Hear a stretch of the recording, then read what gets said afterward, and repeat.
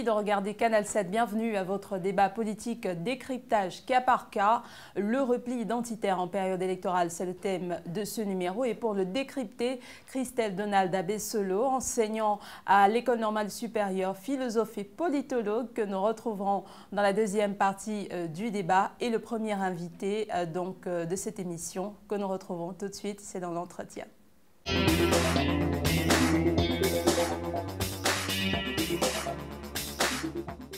Victor Alain Eyamvé, bienvenue sur le plateau de décryptage cas par cas. Merci d'avoir accepté notre invitation. Je vous remercie. Vous êtes le président du Morena unioniste. Peut-être nous dire un peu qui êtes-vous réellement avant qu'on ne poursuive. Un petit parcours. Je remercie l'équipe de Canal 7 pour avoir pensé au Morena unioniste. Et je crois que je ne suis pas le premier à passer à cette émission. Un de mes collègues, mes confrères présidents, M. David Badinga, est passé sur ce plateau déjà. Je me présente, je m'appelle Victor Alain Eyamvé, je suis chimiste de formation. Je suis en politique depuis 1978, étant étudiant. Je suis rentré au Gabon avant la conférence nationale, en 1990. J'ai été l'attaché parlementaire du président fondateur du Morena unioniste pendant 6 ans. J'ai participé aux élections législatives locales depuis 1996. Ma base politique, c'est pas spécifiquement d'où je viens. Ma base politique, c'est dans tout le Gabon. Le Morena unioniste est implanté sur les 9 provinces, implanté sur 7 provinces. Et nous avons une forte base dans l'estuaire, dans le Walentem, dans le Moyen-Ogooué et dans le Goué-Ivindo. Donc politiquement, j'ai été dans l'opposition, parce que le Morena unioniste sort du Morena, donc du mouvement de redressement national, qui a fait en sorte que nous soyons à l'ère dans laquelle nous vivons. Parce que, vous êtes peut-être jeune, le mouvement de redressement national a fait une marche, la marche historique de 1981 à la gare routière. Et beaucoup de ses fondateurs ont été emprisonnés. Et M. Nguemondo est parti en France pour raviver la flamme.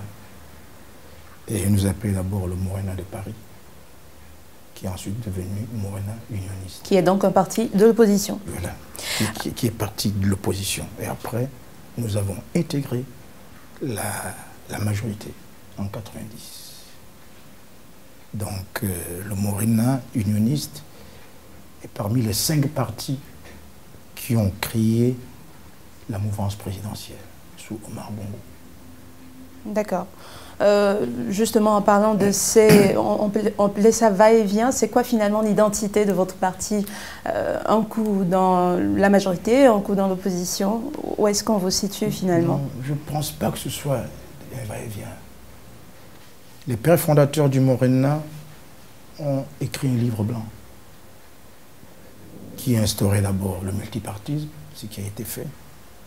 Et après, on allait partir au développement. Donc nous avons estimé, après la conférence nationale de 90, que beaucoup de choses avaient été faites. Et nous avons estimé, pensé, que en étant dans la majorité, on ferait avancer certaines lignes. D'où notre appartenance à la majorité. Parce qu'en 1993, le président fondateur du Morena unioniste a été candidat à l'élection présidentielle. C'est au sortir de cette élection en 1993, parce qu'après, on a su ce qui s'est passé après, avec les meurtres, les assassinats, des gens qui ont mis en place un gouvernement parallèle qui finalement n'a pas prospéré. Donc nous avons intégré cette majorité présidentielle et nous avons essayé de faire bouger certaines choses. Nous sommes sortis de la majorité présidentielle, c'est après le décès du président Bongo. Parce qu'en 2005, entre 1996 et 2005, nous avons animé un groupe qu'on a appelé le groupe d'Akébé. Nous étions 32 partis de la majorité qui formaient le groupe d'Akébé. Et c'est ce groupe d'Akébé qui a incité le président Omar Bongo à se présenter en 2005. Et nous avons écrit un mémorandum qui a été le projet de société du président. Donc nous sortons de la majorité en 2000, après le décès du président, parce que nous avons estimé que la majorité n'était plus celle qu'on estimait, qu'on voulait. Donc nous avons été personnellement rencontrer le secrétaire général du PDG pour lui dire, lui spécifier que nous souhaitons une élection large et simple. Malheureusement, nous n'avons pas été suivis et compris. Le Morena est sorti de la majorité et nous avons présenté un candidat à l'élection anticipée de 2009 qui était M. Bienvenu Éric Moreau-Nguema. Et pour cette présidentielle de 2016, vous n'avez pas de candidat, mais vous dites que vous êtes prêt à soutenir le candidat qui sera le mieux placé de l'opposition. Qu'est-ce que vous entendez par bien placé? On sait que l'élection, c'est une élection à un tour. Donc, comment vous voyez ce bien placé? Qu'est-ce qui vous fait savoir qu'un candidat est bien placé? Vous savez, madame, la politique que nous faisons n'est pas une politique d'intérêt. Nous faisons, quand on fait de la politique, c'est le plus grand nombre. C'est toujours un intérêt. Ça, c'est la première chose. La deuxième chose, tout à l'heure, je vous disais que le Morena réunioniste est resté silencieux pendant pratiquement 7 ans. Parce que nous avons fait partie des regroupements. CCPPA, CGPPA, sorti de cette élection, l'UFC et l'UFA. Parce que nous estimons que aller à une élection quand on est dispersé, ça ne paye pas. Et surtout quand c'est une élection à un tour. Donc plus précisément, depuis notre entrée politique qui s'est effectuée le 24 avril 2016, nous avons appelé les candidats déclarés à nous ressaisir. Et donc aujourd'hui, les candidatures, du moins toutes sont connues. Vous connaissez désormais quels sont les candidats qui représenteront l'opposition, qui selon vous est bien placé et que vous soutiendrez? C'est une question assez délicate. Je ne soutiendrai pas quelqu'un parce qu'il faut le soutenir. Je vous ai dit tantôt que j'ai eu une élection, j'ai eu un candidat à l'élection présidentielle. J'ai un parti politique qui a un programme de société. Donc à partir de là, s'il va falloir que je soutienne quelqu'un, il faudrait qu'on s'assied. Et je vois si mes préoccupations rentrent dans son projet de société pour la nation. Est-ce que vous ne cherchez pas une part du gâteau, non? Oh, vous savez, si j'aurais voulu chercher une part du gâteau, je l'aurais eu depuis. D'accord. Mais vous avez quand même conscience qu'il reste qu'un mois et vous pensez avoir le temps durant ce mois pour faire le tour de la question? Vous savez, madame, la constitution gabonaise reconnaît 2 camps. La majorité et l'opposition. Si la majorité a un candidat, pourquoi l'opposition va avoir 14 candidats? Vous ne pensez pas que ça va nous desservir? Et vous croyez que c'est encore temps pour avoir une candidature unique? C'est trop tard? Non, il n'est pas trop tard. Il n'est pas trop tard d'avoir une candidature unique. Il n'est pas trop tard. D'accord. Quelle est la lecture que vous faites donc de cette classe politique gabonaise? Je risque de m'aventurer et d'être un peu... Je veux dire que nos candidats de l'opposition, nous n'avons pas une opposition sérieuse. Et je pèse mes mots. Et je l'ai dit plusieurs fois.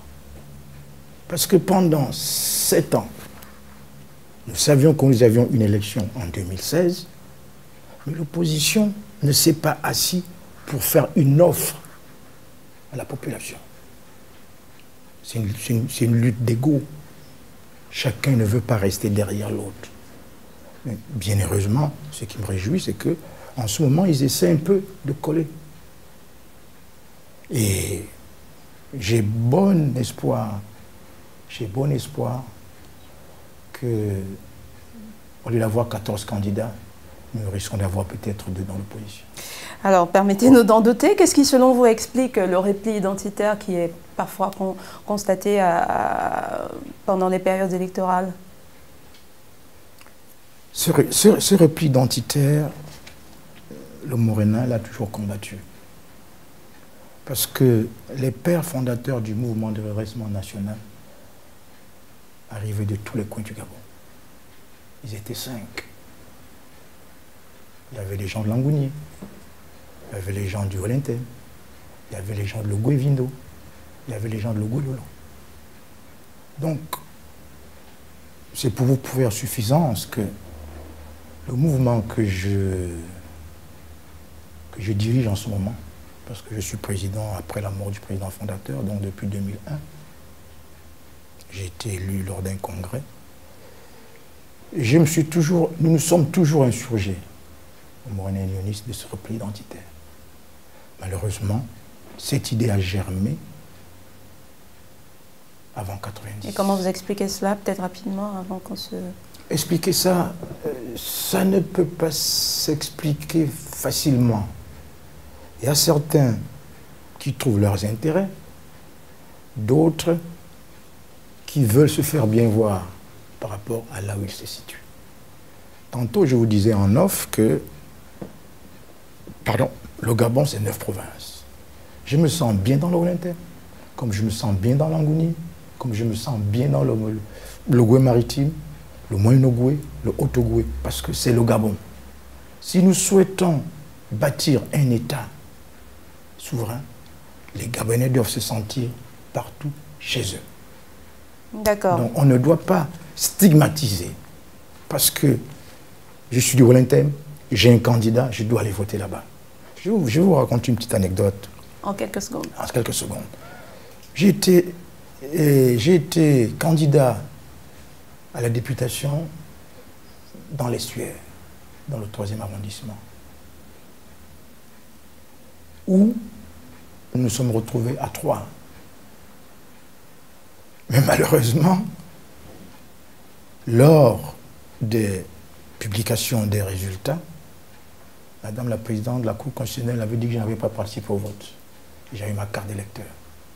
Et lors du meeting pour le 2e tour, qui s'est passé devant mon siège, un de mes amis d'enfance est venu dire haut et fort qu'on a pris les voix de M. Eya. C'est depuis cette année que je suis allé me présenter dans le Wellington. C'est pour vous prouver à suffisance que là, ce n'est pas un repli identitaire. C'est tout simplement une malorganisation. Parce que vous ne pouvez pas avoir fait une campagne dans le 3e arrondissement et puis lors du vote, vous avez voté, on vous dit que vous n'avez pas voté. Enfin, donc maintenant, en ce qui concerne le repli identitaire, il faut le voir sur 2 aspects fondamentaux. On va peut-être développer, vous permettez que je vous coupe, vous gardez cette idée. Oui. On va accueillir Patricia Lydie Mouélé et Christelle Donald-Abessolo pour le débat et nous reviendrons bien sûr sur votre vision ou votre regard sur le repli identitaire au Gabon. C'est tout de suite, c'est le débat.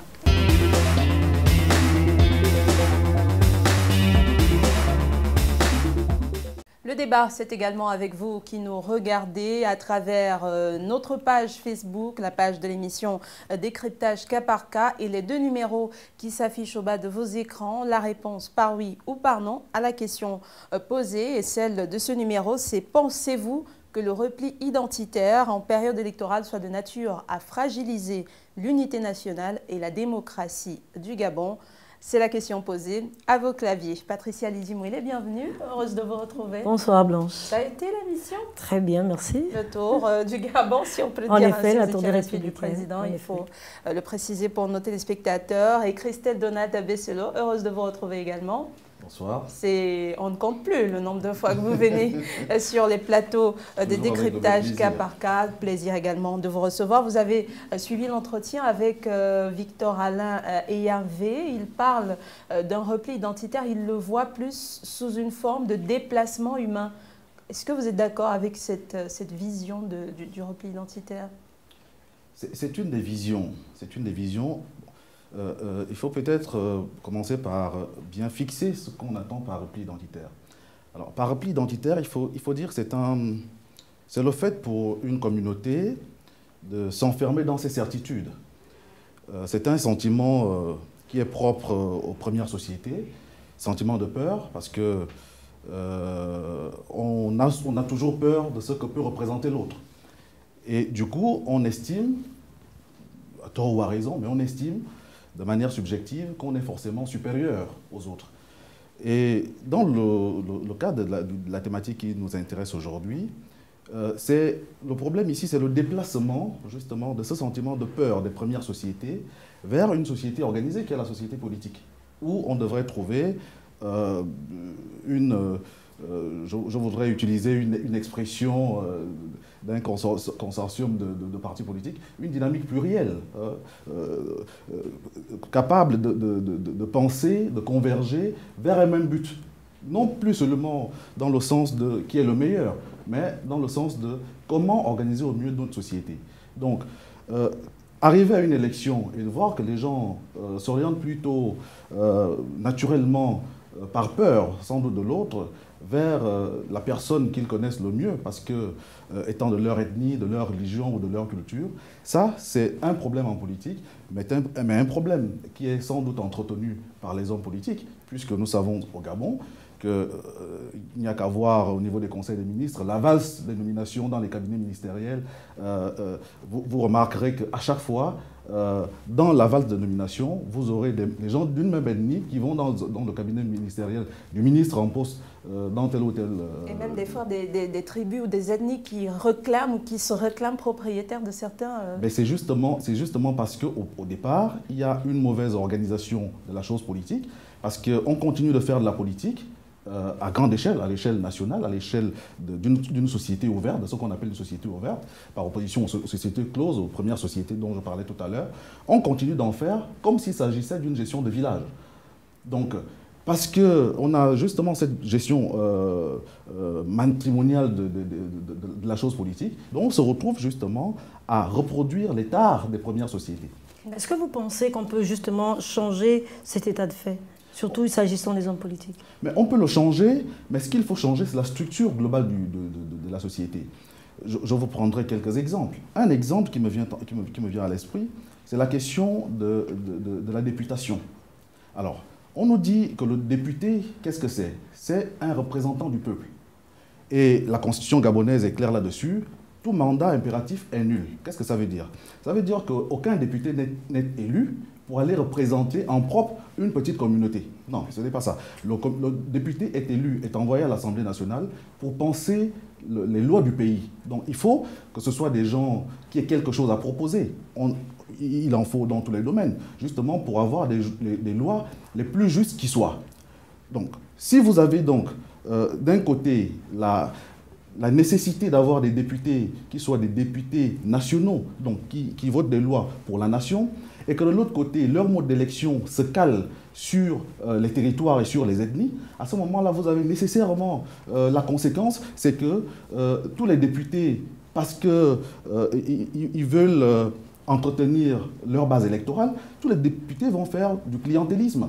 Et donc, faire du clientélisme, c'est aussi amener, in fine, les populations à se replier le moment du vote. Alors, Alain et Yahvé, cela partirait donc des politiques eux-mêmes. Je ne peux pas dire que ça partirait des politiques eux-mêmes. Je crois que M. Abessoul a développé un pan assez important. Le clientélisme vient se greffer là-dessus du fait que, comme il a dit, un député, il est élu pour voter des lois. Un député n'est pas là pour venir faire du clientélisme auprès de son électorat. Parce que la loi que le député de l'Ogooué-Maritime ou du Wollentem va voter, c'est une loi qui concerne tout le monde. Toute la nation. Toute la nation. Maintenant, ce qui est un peu déplorable et malheureux, c'est que ce repli identitaire va voir son apogée où le député élu viendra promettre des choses qu'il ne réalisera pas. Il viendra promettre des choses. Et finalement, le député, est-ce qu'il est là pour faire des dons? Non. Le député est là pour voter des lois pour le plus grand nombre. Dans ce cas, M. Veilla, pourquoi ne pas, en tant qu'homme politique, justement, avoir un tableau qui ferait qu'un élu du peuple, par exemple, du Sud, serait voté, par exemple, au Nord ou dans une autre province? Tout à l'heure, je crois que j'ai évoqué cela. Avant les indépendances, nous avons eu des députés qui n'étaient pas de telle province, qui ont été élus dans ces provinces. Le mal est arrivé d'où? Le mal est arrivé quand on a concentré tout le monde dans un seul parti et on en a fait des roitelets. Que chacun coquait chez lui, comme on parle vulgairement. Et au lieu de penser république, on pense son siège. Et ça a entraîné beaucoup de replis identitaires. Parce que ce qui est déplorable aussi, ce qui est malheureux, c'est qu'en période électorale, quand des élections, vous avez des circonscriptions électorales qui ont peut-être 200, 300 personnes, mais le jour du vote, ils se retrouvent à 5000. Et quand ils viennent voter, ces gens, une fois ils ont voté, ils retournent à Libreville. Et maintenant, les principaux concernés restent à souffrir et on ne tient même pas en compte. Autochtone. Voilà. On ne prend pas en compte leurs desiderata. Et c'est quelque chose que le Morena a toujours combattu. Et pourquoi ça n'a pas changé? Vous dites que c'est le parti unique qui a amené, si on peut le dire ainsi, ce repli identitaire, mais à l'arrivée du multipartisme, c'est resté. Ils ont gardé cet art.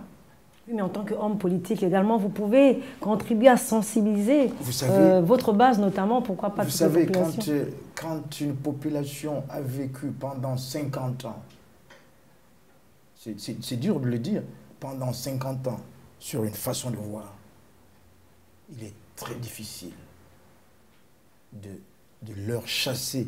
On peut dire, ils sont formatés comme ça. Mais ce n'est pas aussi impossible. Ce qui est malheureux, c'est que vous apportez un message. Les personnes ne voient pas le message que vous apportez. Ils viennent d'abord demander ce dont ils ont besoin. Un député n'est pas là pour dire qu'il va construire des écoles. Un député n'est pas là parce qu'il va venir, il va construire des routes. Le député qui est élu à l'Assemblée nationale peut intercéder auprès du ministre de tutelle pour dire « Chez moi, j'ai besoin d'une route. Chez moi, j'ai besoin d'une école. » C'est dans ce contexte. Et maintenant, l'autre pan du repli identitaire va dans le sens, comme vous l'avez dit et comme M. Abessou l'a dit, parce que je ne pense pas que l'administration change. Elle est continuelle. Quand on nomme un ministre, la première des choses qu'il fait, c'est de changer son cabinet. Ce qui fait que, à certains ministères, les mêmes problèmes récurrents rejaillissent chaque année. Parce que la continuité n'est pas faite. Je ne peux pas dire je suis fan. Je suis fan, mon directeur de cabinet va être fan, ma secrétaire va être fan, mes conseillers vont être fans. Non. Est-ce que ce n'est pas aussi une façon, peut-être, en se regroupant ainsi, de se dire on travaille peut-être mieux? C'est plus la République. Oui, on travaille peut-être mieux, mais je ne pense pas que le souci de cette pratique soit de travailler mieux. Le souci, c'est d'entretenir l'électorat. Parce que vous aurez remarqué quelque chose, c'est que essayer de recueillir l'avis du député et du sénateur, qui sont tous deux membres du Parlement. Alors, vous aurez remarqué que chez le député, le député reçoit tous les jours des gens de sa contrée qui viennent déposer des doléances. Parce que ces gens-là ont voté directement pour lui. Alors, ces gens-là qui ont voté directement pour lui, en retour, n'ont pas voté directement pour le sénateur, puisqu'il est élu au suffrage universel et direct. Donc, le sénateur est moins embêté, si je puis dire, que le député, de ce point de vue-là. Bien. Je voudrais simplement amener à comprendre qu'il y a sans doute des solutions. Les solutions sont un peu partout. J'ai dit tout à l'heure que ce qui pose problème, c'est la façon dont les gens sont élus, dans l'exemple du député que j'ai pris tout à l'heure. Parce que si le sénateur, par exemple, est l'élu des territoires, on voit pourquoi il est élu des territoires, puisqu'il est élu par les conseils départementaux et municipaux. Le député qui est élu de la nation devrait peut-être se faire élire différemment. Je proposerais par exemple que les députés se fassent élire, comme ça se fait pour les élections locales, municipales, se fasse élire sur liste. Parce que si l'on prend les meilleurs, puisqu'on a besoin des meilleurs à l'Assemblée nationale, pour voter des lois qui concernent la santé, l'adduction d'eau, qui concernent l'éducation, la petite enfance. Mais à ce niveau, quelle est la garantie que vous avez que la liste ne sera pas non plus à l'image ou bien ne sera pas non plus une manifestation d'un repli? La garantie, ça se fait dans d'autres démocraties. La garantie, c'est que lorsque vous avez une élection par liste, avec, je ne suis pas pour la proportionnelle intégrale, mais il y a forcément des accords qu'on pourrait trouver. Mais à partir du moment où vous prenez la liste, où l'on dit, par exemple, l'élection se fait au niveau national. Il y a la liste PDG, il y a la liste Morena, il y a la liste Union nationale, il y a la liste... Et donc, tout le Gabon vote ces listes-là et on se retrouve avec des pourcentages. Et donc, on prend sur la liste, la première liste aurait peut-être 50% d'élus, donc on prend peut-être 13 députés qui partiraient à l'Assemblée nationale d'office. Donc, des gens qui auraient été préalablement choisis par les partis. Et donc, il ne s'agit pas forcément des gens d'une province, parce qu'il s'agit pour chaque parti politique de présenter les meilleurs. Donc, à ce moment-là, il est possible que la Nyanga ait majoritairement voté pour une liste. Mais une liste de gens qui sont à la fois de la Nyanga, du Haut-Togo et du Moyen-Nogoué. Et donc, le problème, à ce moment-là, peut être résolu. Et ça se voit dans des pays comme l'Espagne. Donc, ce n'est pas quelque chose qui est complètement utopique. Encore que c'est l'utopie qui fait avancer le monde. Mais en même temps, il faut expérimenter d'autres voies. Parce que si on veut en finir avec le clientélisme et donc avec le repli identitaire in fine, il faut peut-être envisager d'autres modes d'élection de nos représentants. Dans ce cas aussi, un changement de mentalité des populations notamment est nécessaire. Vous, déjà en tant qu'universitaire, qu'est-ce que vous pourrez faire justement par rapport à cela? Un changement de mentalité est nécessaire. Savez-vous, mesdames, que le premier président du Gabon, Léon Mba, avait refusé l'indépendance? Il est le père de l'indépendance, mais paradoxalement, c'est le président qui n'avait pas voulu les indépendances. Dans la proposition qu'il avait faite à Focard, donc à la France, il avait imaginé que notre drapeau se présente comme, à peu près, quand vous voyez le drapeau de l'Australie.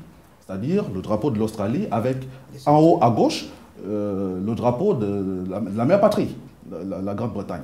Donc pour lui, c'était le vert jaune bleu avec tout en haut à gauche, le bleu, blanc, rouge. Pourquoi? Parce qu'il estimait que sa population n'était pas assez éduquée. Parce que l'éducation est la première des nourritures d'un peuple.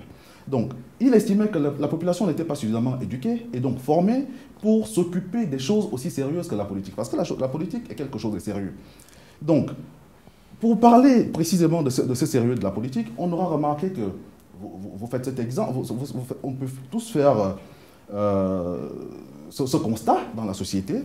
On a l'impression que la politique, c'est le seul domaine où n'importe qui peut venir et dire des choses et se présenter parce qu'il est populaire. Or, nous savons tous que la politique est à la société ce que la médecine est au corps. C'est la médecine de la société. C'est ce qui permet de résoudre les problèmes de la société. Donc, il faut un minimum de formation. Donc, si on n'est pas formé, naturellement, on ne peut avoir que de piètres propositions. Et même lorsqu'on copie ce qui vient d'ailleurs, on ne peut que mal le copier parce que le plagiat qu'on fait sur des choses qu'on ne comprend pas ne peut être très mal. Donc, bien évidemment, vous avez des raisons de parler de la nécessité d'éduquer les populations. En tant qu'universitaire, j'ai toujours dit dans ce pays, enfin, à chaque fois que j'en ai l'occasion, j'ai toujours dit que ce qui est déplorable, c'est qu'en Afrique en général, ce n'est pas seulement le cas du Gabon, mais en Afrique en général, l'éducation a été reléguée au second plan. Ça, c'est bien dommage. La deuxième chose, c'est que les hommes politiques qui entretiennent cela, pour certains, ne connaissent pas, ne comprennent même pas eux-mêmes les principes de la politique, donc du coup, ne peuvent pas proposer autre chose que ce qu'ils connaissent, à savoir...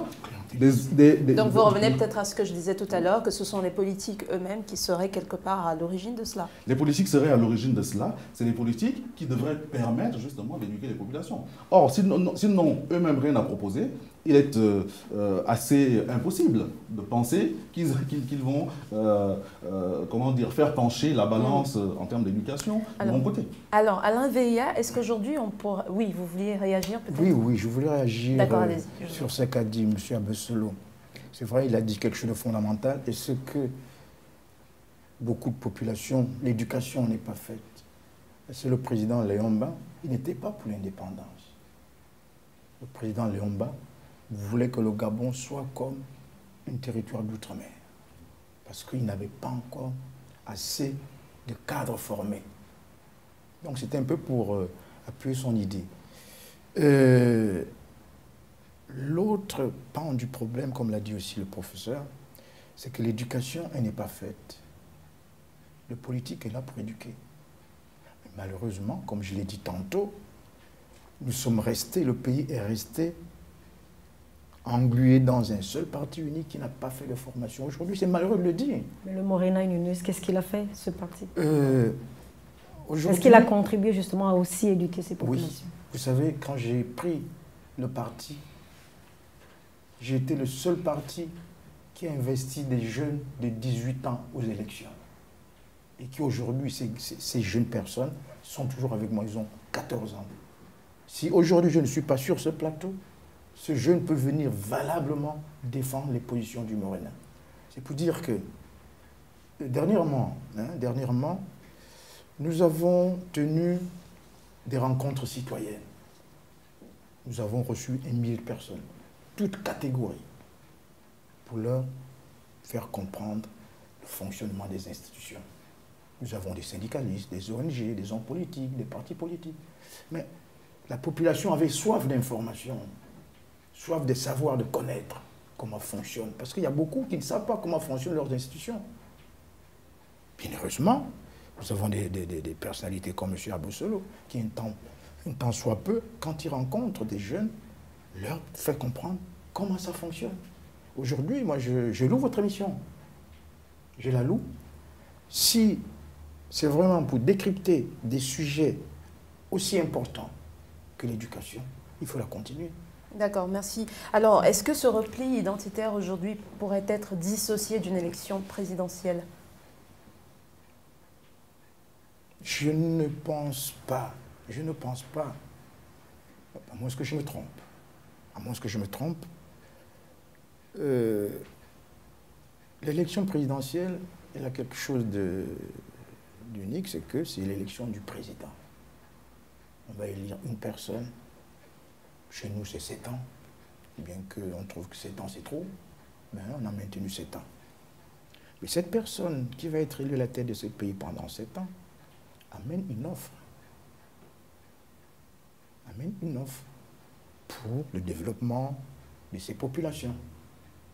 Maintenant, ce qui peut amener le repli identitaire, c'est que certaines provinces peuvent être amenées à ne pas voter pour, parce que on a promis ça, on a promis ça, on a promis ça, et ça n'a rien donné.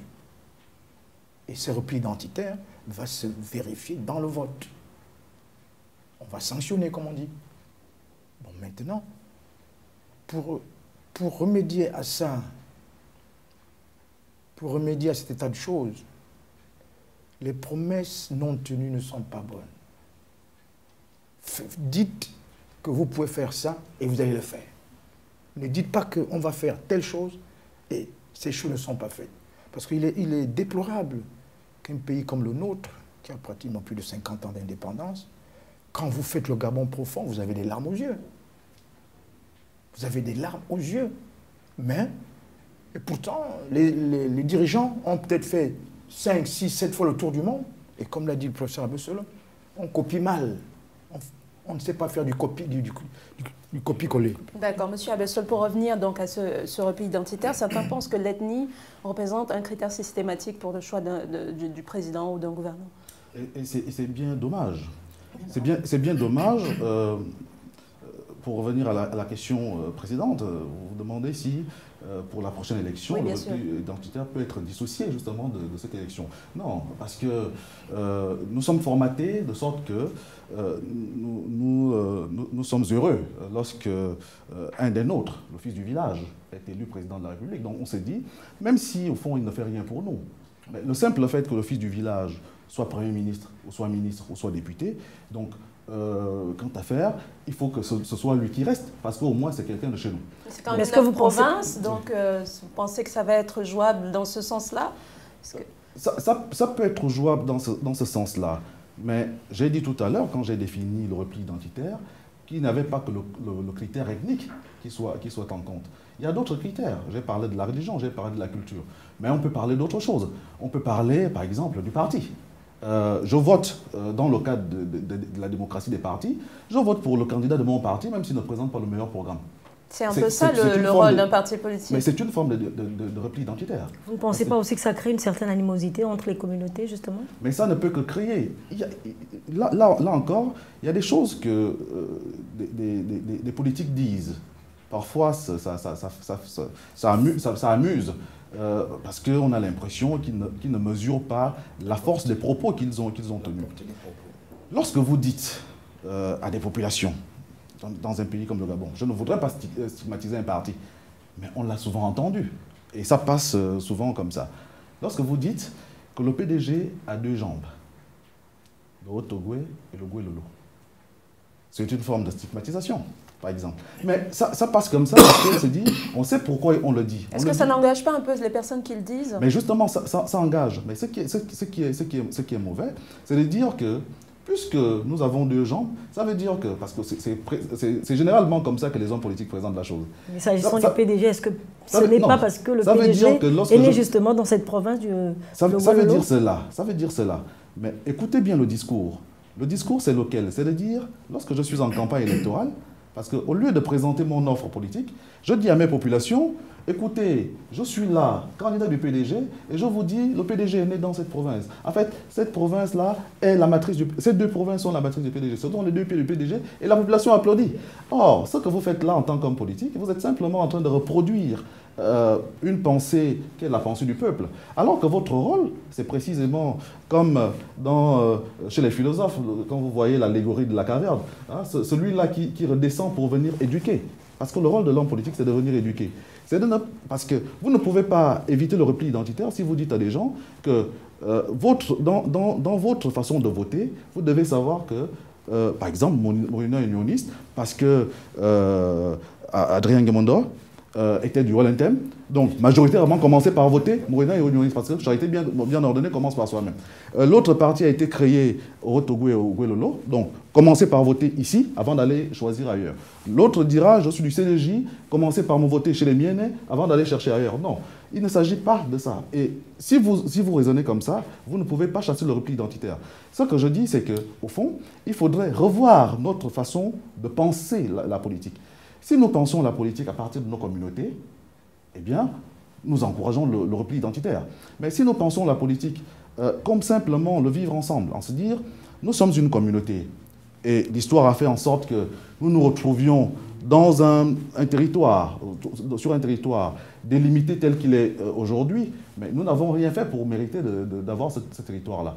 C'est la conférence de Berlin qui a délimité ce territoire-là. Donc, par hasard, il s'est trouvé que pendant qu'on délimitait, nous, on se retrouvait là. Donc, à ce moment-là, si vous dites aux gens, parce que vous êtes de ce pays-là, mais considérez que vous êtes d'abord une ethnie, et qu'en tant qu'ethnie, moi je vous dis, je suis le digne fils de cette ethnie, commencez par me voter parce que je suis le digne fils de cette ethnie, non pas parce que je suis celui qui présente le meilleur programme, et le peuple peut juger du meilleur programme, à ce moment-là, vous encouragez le repli identitaire. Et ça ne peut pas finir sans qu'on agit comme ça. Aujourd'hui, M. Abessolo, à quelques semaines justement de cette élection présidentielle, en tant qu'universitaire ou encore en tant qu'homme politique, quelle stratégie pensez-vous qu'on peut mettre en place pour essayer de pallier cette situation? Pour essayer de pallier cette situation, je dis souvent qu'il faut remettre à plat le fonctionnement de notre pays.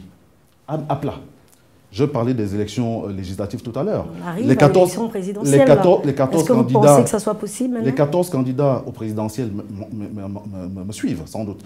Et ils pourraient, parce que j'ai donné une solution tout à l'heure, pour essayer d'éviter le repli identitaire dans les élections législatives. Dans les élections présidentielles, c'est pareil. On peut trouver des solutions. Il faut déjà revoir la Constitution. Mais je me désole souvent de constater que lorsqu'on regarde les projets de société, très rarement on touche au fondement même de notre Constitution. En fait, on se pose rarement la question de savoir est-ce que la Constitution, donc, qui nous sert de fil conducteur pour notre vivre ensemble, est-ce qu'elle est la meilleure? Or, il faut de temps en temps se poser cette question-là. Or, quand on regarde les hommes politiques agir dans leurs joutes électorales, on a l'impression que, au fond, tout ce qui constitue l'ossature de notre République, eh bien, Donc, il suffit simplement de venir gérer. Or, je m'inscris en faux contre cela et je me dis qu'il faut peut-être se poser la question de quel type de société nous voulons. À ce moment-là, on peut trouver des solutions parce qu'on est plusieurs à pouvoir peut-être apporter une pierre à l'édifice. Monsieur, j'ai quand même peut-être un léger doute, vous le dissiperez sans doute. Ça semble paradoxal quand même de parler d'un repli identitaire et de partis politiques qui sont vraiment repliés sur des régions, mais de voir que ces mêmes partis politiques, le vôtre aussi, je suppose, font l'effort de s'installer dans des régions différentes, d'avoir des comités de base, d'avoir des organes détachés du parti central. Est-ce que ce n'est pas une façon d'identifier ces différents groupes ethniques et autres Merci, madame. Je vais rebondir sur ce qu'a dit le professeur Abessel tout à l'heure. Vous savez, c'est la constitution que nous avons, elle a été modifiée 10 fois depuis 90. Et il vient de dire quelque chose de très fondamental. Les meilleurs articles qu'il y avait dans la Constitution, on les a tous remodifiés.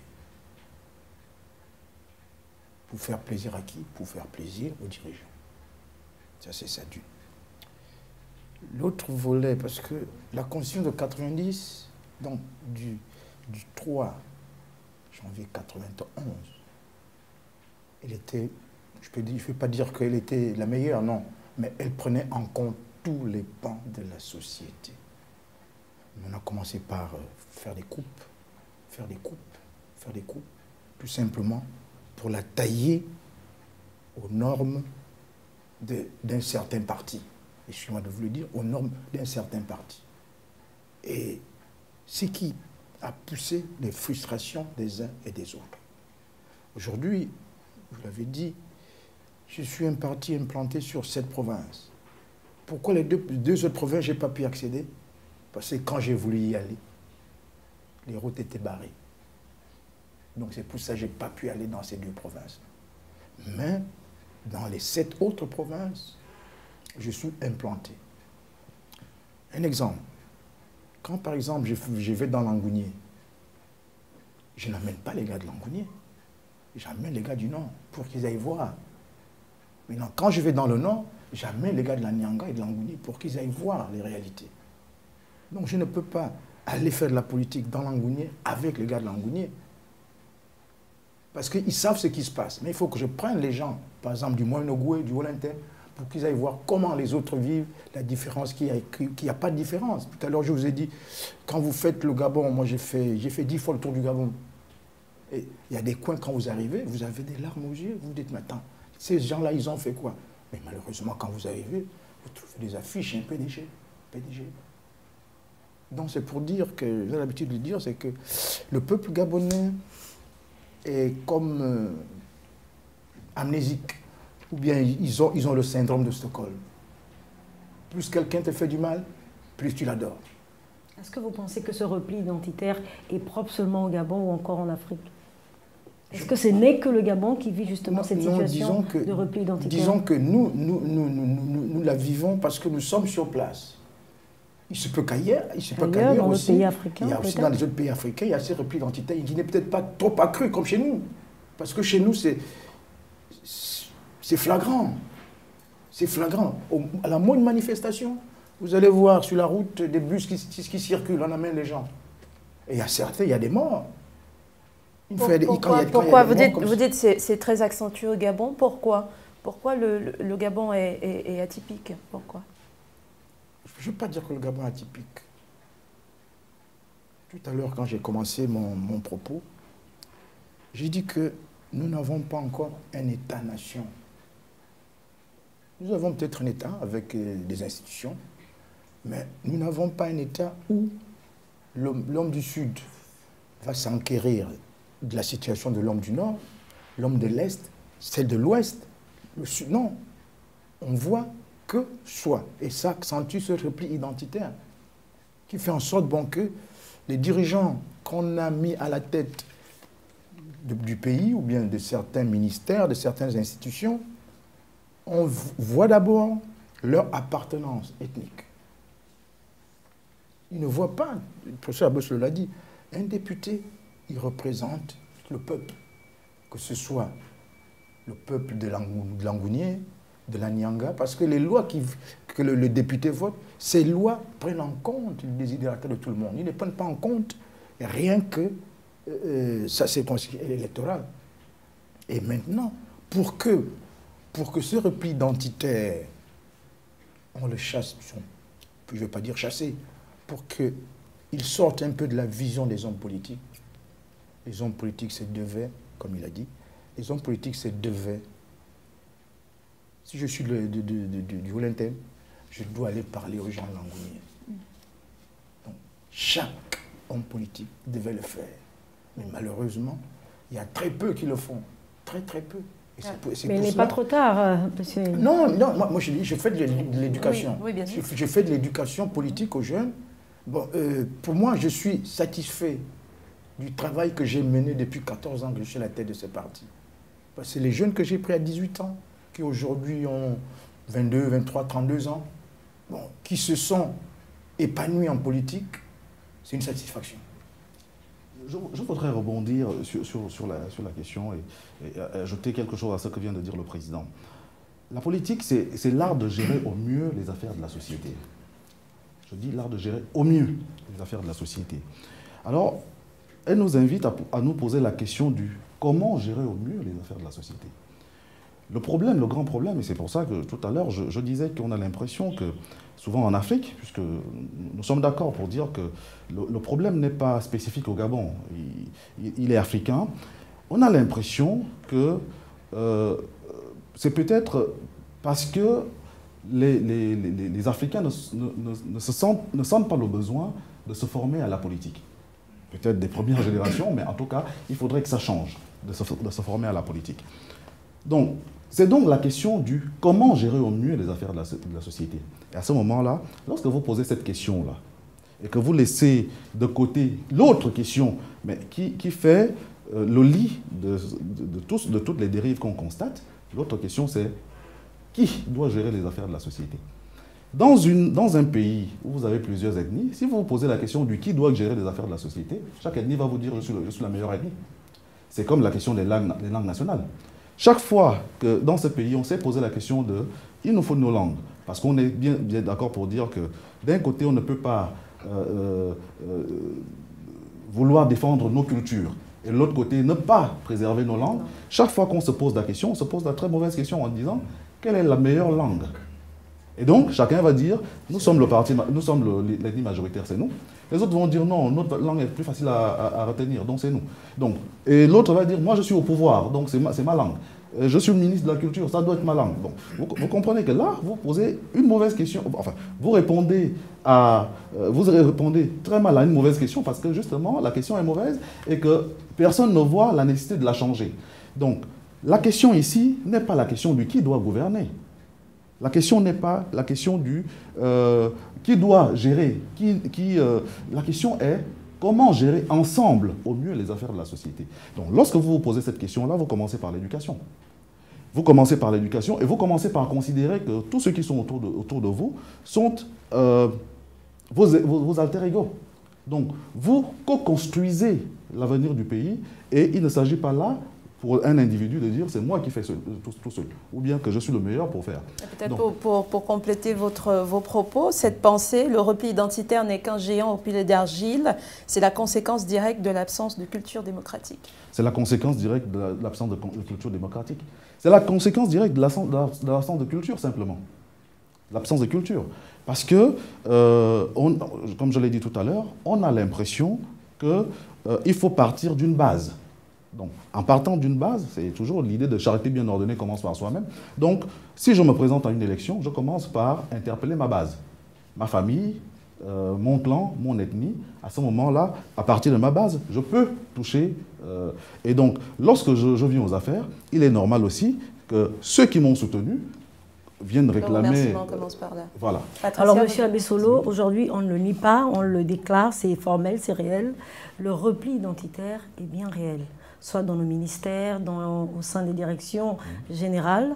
Mais aujourd'hui, est-ce que vous pensez qu'il y a un espoir peut-être pour les hommes politiques ou encore pour les populations de vouloir changer cette donne-là? Il y a un espoir, parce qu'il faut toujours garder espoir. Il y a un espoir. L'espoir viendrait de ce que, vous savez, Machiavel disait que pour qu'un pays, qu'un territoire un État puisse se réformer, il faut la chance d'un côté et il faut le courage de l'autre. Donc le courage de celui qui amène les réformes et la chance d'avoir à un moment donné de son histoire, le pays, hein, l'État, d'avoir à un moment donné de son histoire quelqu'un parmi les populations, quelqu'un qui puisse justement apporter de bonnes réformes. Donc, il n'est pas exclu qu'un jour, on tombe sur quelqu'un qui voudrait, ou des gens qui voudraient véritablement changer. Et je vous dis qu'au titre, au nombre des changements à apporter, il faut déjà commencer par la structure même, donc l'ossature, c'est-à-dire notre loi fondamentale. Quel type d'État voulons-nous? À partir de cette question-là, nous devons pouvoir remettre tout à plat et penser mieux notre vivre ensemble. Monsieur Alain Veillat, vous, l'espoir viendrait d'où? L'espoir viendrait d'où? L'espoir viendrait de l'éducation. L'éducation. Vous savez, on ne construit pas une maison en commençant par le toit. On commence toujours par un soubassement. D'accord. Et c'est ce soubassement qui est l'éducation. L'éducation comment? Peut-être aller en détail? Non, à l'école ou on commence dans les partis? d'abord l'éducation, d'abord dans les familles, à l'école, et maintenant dans les partis politiques à former. Que ce soit même les ONG, il faut former. D'accord. Il faut inculquer, parce que ce que le frère Bessel a oublié de dire, c'est que la politique, c'est comme si tu étais un professeur. Il faut répéter constamment. Toujours former. Toujours, tout le temps. Ça, c'est M. Guémondo qui me le disait. Il dit, la politique, c'est comme si tu étais un professeur. Il faut répéter tout le temps les choses. On ne va pas être fatigué de le dire. Merci. Merci beaucoup, Monsieur Victor Alain Eyinvé. Je rappelle que vous êtes le président du Morena Unioniste. Merci encore une fois de plus d'être venu sur ce plateau. Merci à vous, Christelle Donald Abesselo, enseignant philosophe, politologue. Vous êtes donc enseignant à l'ENS, l'École normale supérieure. Merci, Patricia, d'avoir été avec nous ce soir. Merci à vous de nous avoir suivis. N'oubliez pas, le débat se poursuit sur les réseaux sociaux, notamment notre page Facebook et les numéros qui s'affichent au bas de vos écrans. Je vous dis, quant à moi, au revoir et au prochain décryptage, cas par cas.